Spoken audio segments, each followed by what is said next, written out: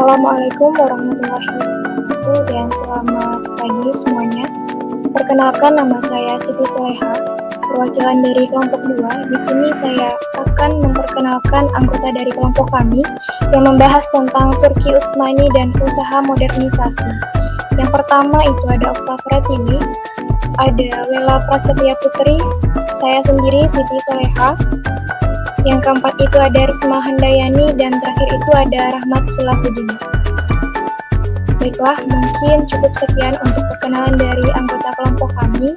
Dan selanjutnya ke pembahasan tentang Turki Utsmani dan usaha modernisasi. Proses modernisasi di Turki Utsmani. Proses modernisasi Turki adalah proses perdebatan panjang yang terjadi di antara para perubahan Turki tentang bagaimana menyikapi ide-ide Barat, ajaran Islam, dan budaya lokal Turki. Sebagaimana klasifikasi yang dibuat oleh Harun Nasution bahwa gerakan modernisasi di Turki secara garis besar terbagi menjadi 3 kelompok, yaitu yang pertama, gerakan berorientasi dan masih berpegang ketat pada prinsip-prinsip Islam yang disebut Islamisme. Kriteria Islam yang dijadikan acuan adalah dengan tanpa membedakan latar belakang keturunan, suku, dan bangsa. Mereka berusaha untuk menggabungkan antara pemikiran-pemikiran modern dengan nilai-nilai Islam.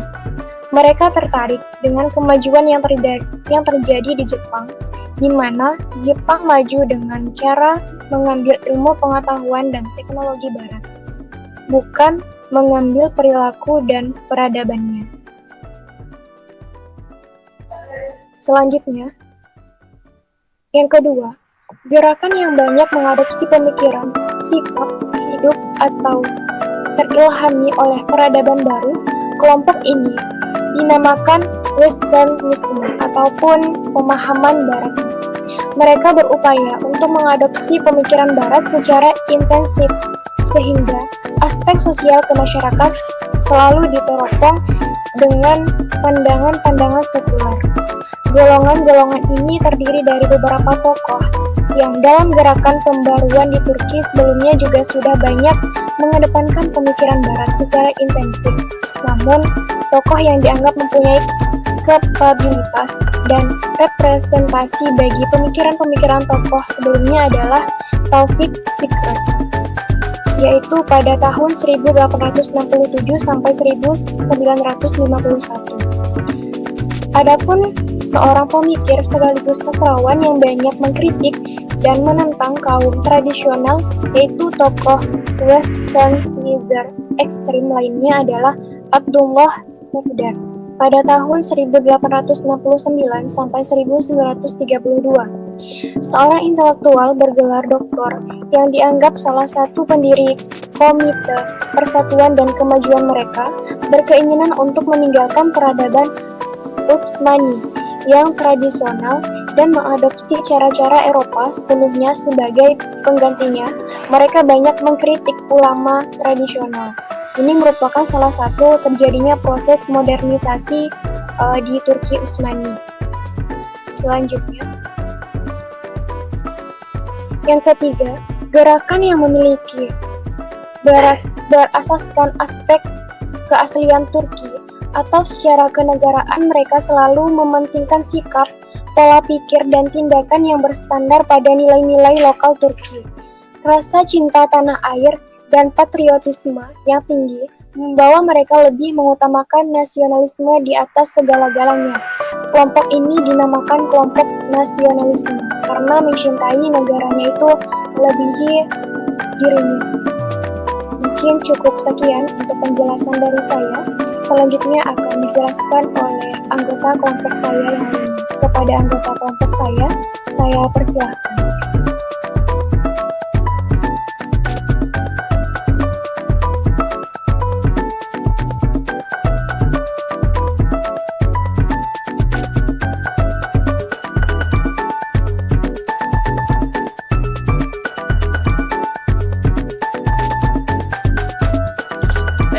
Selanjutnya ada proses berdirinya Republik Turki.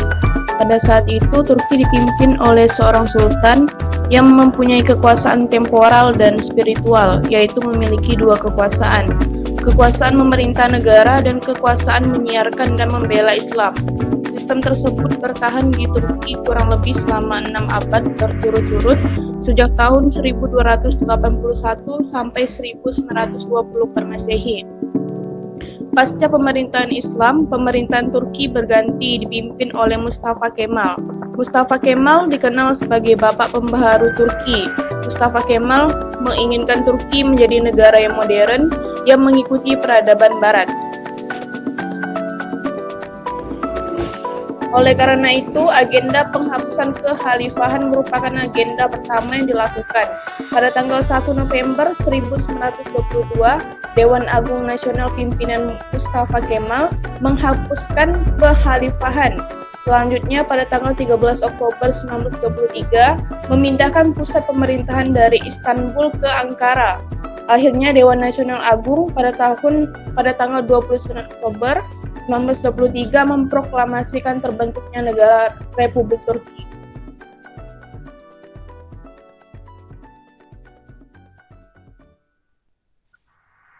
Baiklah, saya akan menjelaskan tentang Mustafa Kemal. Periode pertama yaitu ketika Mustafa Kemal menjabat sebagai Presiden Turki. Pada saat itu kebebasan berpolitik sangat dibatasi, baik di ranah legislatif, eksekutif maupun yudikatif. Pada periode ini, kepartaian menggunakan sistem satu partai atau Partai Rakyat Republik. Sebagai pemegang kekuasaan, selama Mustafa Kemal menjabat menjadi presiden, sistem pemerintahan Turki adalah Republik Presidensial. Periode kedua, yaitu ketika pada tahun 1950, tahun ini menjadi awal sejarah bagi Turki karena merupakan tahun awal dilaksanakan pemilu dengan sistem kepartaian multipartai yang diikuti oleh Partai Demokrat Partai, Republik, dan Nasional. Selanjutnya,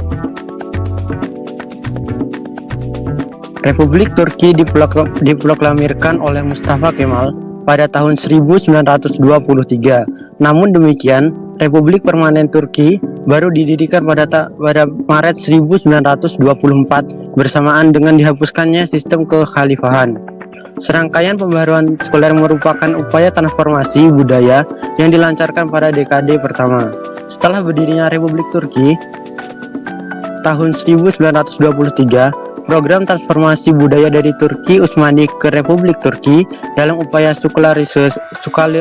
sekularisasinya itu menempuh 4 fase. Yang pertama yaitu sekularisasi simbolis, yakni melakukan transformasi pembaruan dalam aspek kehidupan nasional atau kehidupan sosial yang memiliki identifikasi simbolis Islam. Yang kedua, sekularisasi institusional, yakni perubahan tatanan organisasi yang dirancang menghilangkan kekuatan institusi Islam. Transformasi budaya sekularisasi institusional simbolis melibatkan upaya untuk mentransformasikan gerakan-gerakan masyarakat Turki dengan mengubah simbol-simbol tradisional. Penghapusan khilafah tahun 1924 merupakan langkah pertama dengan keterlibatan agama. Disusul pada tahun yang sama dengan penghapusan jabatan Syekhul Islam serta Kementerian Urusan Agama dan Wakaf. Yang ketiga yaitu sekularisasi fungsional, yakni melakukan perubahan-perubahan fungsi khusus institusi-institusi keagamaan dan pemerintahan, bertujuan untuk melemahkan kekuatan organisasi Islam serta membatasi keterlibatan organisasi keagamaan dalam pemerintah dan politik di Turki. Secara jelas, hal tersebut akan membawa pengaruh terhadap aspek kebudayaan masyarakat Turki. Yang keempat, sekularisasi hukum atau legal, yakni perubahan-perubahan dalam struktur hukum masyarakat pemerintahan. Sekularisasi hukum sudah mendapatkan momentum sejak zaman Tanzimat. Peraturan hukum yang berdasarkan syariah masih berlaku, Pemerintahan rezim Kemalis melakukan usaha pada tahun 1922 sampai 1923 untuk mengubah sistem hukum dengan dibentuknya komisi-komisi khusus oleh Kementerian Kehakiman untuk menyusun kerangka dasar bagi serangkaian perundang-undangan baru yang bersifat sekuler.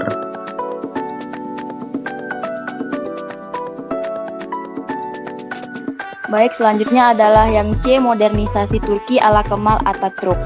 Mustafa Kemal atau yang biasa dikenal dengan Kemal Atatürk lahir di Salonika pada tahun 1981 dari seorang ayah yang bernama Ali Riza dan seorang ibu yang bernama Zubayde. Gelar Atatürk yang berarti bapak bangsa Turki disematkan kepada Mustafa Kemal oleh masyarakat Turki atas jasanya yang telah berhasil mendirikan Republik Turki.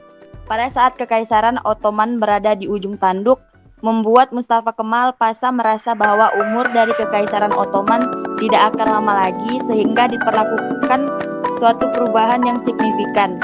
Kekalahan dari blok sentral dalam Perang Dunia I yang dimana Kekaisaran Ottoman ikut di dalamnya harus membayar mahal atas kekalahan ini. Kekaisaran Ottoman harus menandatangani perjanjian gencatan senjata di Mondros yang membuat wilayah kekuasaannya yang dahulu terbentang di 3 benua dipecah belah oleh Inggris, Prancis, Italia, Armenia. Tidak habis sampai di situ, pada 10 Agustus 1920, Kekaisaran Ottoman telah menandatangani perjanjian Sevres. Keadaan Turki yang demikian terpuruk membuat Mustafa Kemal mencita-citakan kemerdekaan bagi bangsa Turki. Dimulai dari memberantas penduduk asing yang paling lemah terlebih dahulu. Setelah berhasil, lalu mempersiapkan kekuatan yang lebih besar lagi untuk menghapuskan pendudukan asing lainnya. Melihat kemenangan-kemenangan tersebut, membuat sekutu menaruh perhatian dan mulai berdamai dengan Turki yang diwujudkan pada perjanjian Lausanne. Kemudian, prinsip pemikiran dalam proses modernisasi Turki yang dilakukan Mustafa Kemal terdiri dari 3 hal, yakni nasionalisme, sekularisme, dan westernisasi. Isawati dalam bukunya Sejarah Timur Tengah Jilid 1 mengatakan terdapat beberapa upaya modernisasi yang dilakukan Mustafa Kemal Pasha, antara lain Turki menggunakan UUD baru yang menetapkan bahwa ekonomi negara berdasarkan statisme. Yang kedua, perkawinan sipil diharuskan dan melarang poligami serta kesetaraan gender. Yang ketiga, abjad Arab diganti dengan Latin serta hari Minggu menjadi hari libur umum. Yang keempat, setiap orang diharuskan mempunyai nama keluarga. Yang kelima, Ankara dijadikan ibu kota Turki dan dibangun secara modern. Yang keenam, angkatan perang diperkuat. Yang ketujuh, rencana pembangunan 5 tahun yang menitik beratkan pada perindustrian dan pertanian.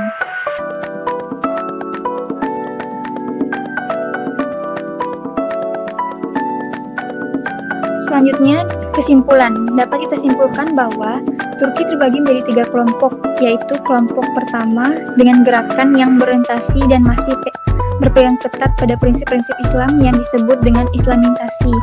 Kedua, gerakan yang banyak mengadopsi pemikiran, sikap hidup, dan terilhami oleh peradaban Barat. Kelompok ini dinamakan Westernisme. Ketiga, gerakan yang menitikberatkan pada aspek keaslian Turki atau secara kenegaraan. Mereka selalu mementingkan sikap, pola pikir, dan tindakan yang bersandar pada nilai-nilai lokal di Turki. Pada saat itu, Turki dipimpin oleh seorang sultan yang mempunyai kekuasaan temporal dan spiritual, yang mempunyai 2 kekuasaan, kekuasaan memerintah negara dan kekuasaan menyiarkan dan membela Islam. Sistem tersebut bertahan di Turki kurang lebih 6 abad berturut-turut sejak tahun 1281 sampai 1924 Masehi. Pasca pemerintahan Islam, pemerintah Turki berganti dipimpin oleh Mustafa Kemal. Mustafa Kemal dikenal sebagai bapak pembaruan Turki. Mustafa Kemal menginginkan Turki menjadi negara yang modern yang mengikuti peradaban Barat. Sekian presentasi dari kelompok kami, saya serahkan lagi kepada moderator.